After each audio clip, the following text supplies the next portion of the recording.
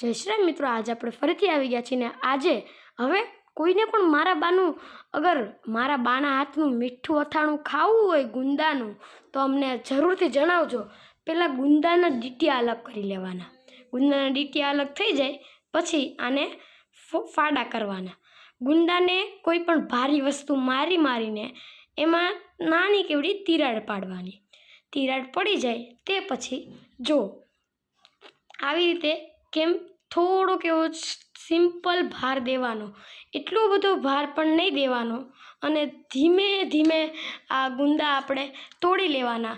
અને પછી આ જો આ આપણે ફાડા ગુંદાનું કર્યું છે એમાં મેથીનો બોળો અને એને હલાવી લેવાનું, થોડીક વાર રાખવાના અને જો પછી આ એકદમ સારું થઈ જાય પછી જો એકદમ સરખાઈથી હલાવાઈ જાય પછી આ છે ફાડા।